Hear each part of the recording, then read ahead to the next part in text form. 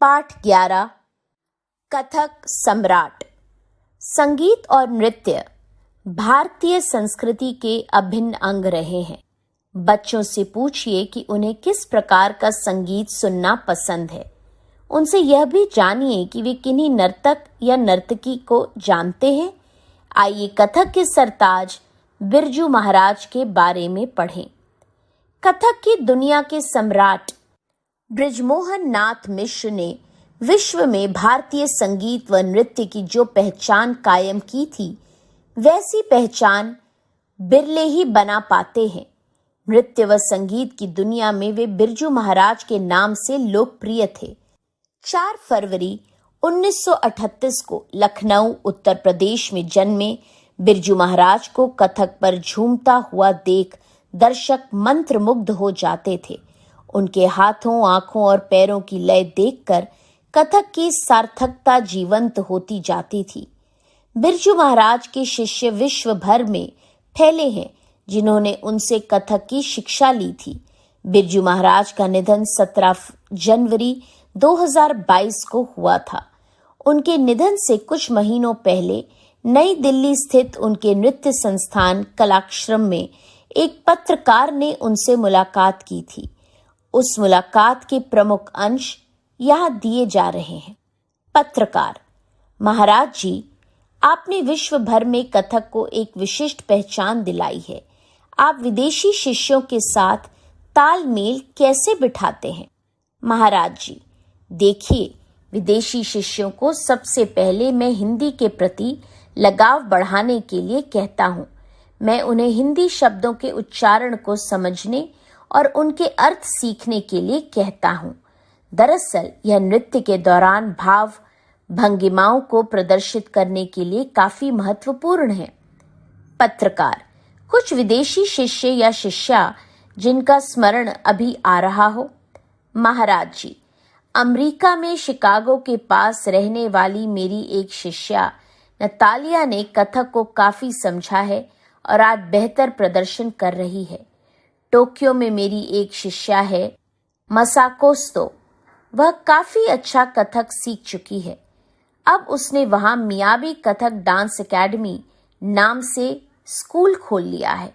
वह वहां करीब 100 शिष्यों को कथक की शिक्षा दे रही है। एक और विदेशी शिष्या है वैंडी पैट्रिक, जिसे मैं जानकी नाम से बुलाता हूँ। वह भी कथक को काफी समझ चुकी है। पत्रकार: कहा जा रहा है कि विदेशी नृत्य व पश्चिमी सभ्यता के संगीत ने भारतीय शास्त्रीय कला को काफी प्रभावित किया है। आप इसमें कितनी सच्चाई देखते हैं? महाराज जी, विदेशी संगीत ने भारतीय शास्त्रीय संगीत पर सीधा छापा मारा है। अब देखिए ना, जब नौशाद मियां संगीत वादन किया करते थे तो उनके संगत में 150-200 वायलिनों का प्रयोग होता था। आज वही काम एक कीबोर्ड कर देता है। इससे नुकसान यह हुआ कि जो लोग पहले के संगीत के वाद्य यंत्रों से जुड़े हुए थे, आज बेरोजगार हो गए हैं। लेकिन यह भी सच है कि विदेशी संगीत के आने के बावजूद भारतीय संगीत के कदरदान आज भी बड़ी संख्या में मौजूद हैं। पत्रकार: शास्त्रीय संगीत हमारे जीवन पर क्या प्रभाव डालता है? महाराज जी, शास्त्रीय संगीत अभ्यास, ध्यान और लय पर आधारित जीवन जीने की कला है। इससे हम स्वयं पर नियंत्रण पा सकते हैं और यह जान सकते हैं कि किस समय हमें क्या निर्णय लेना है।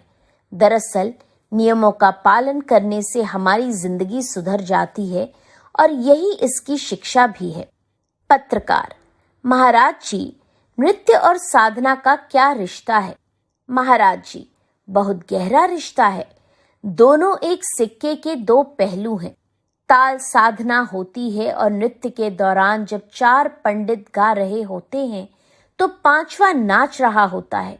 वह नाचते हुए पूरी तरह से ताल में डूब जाता है और उसका ध्यान एकाग्रचित्त हो जाता है।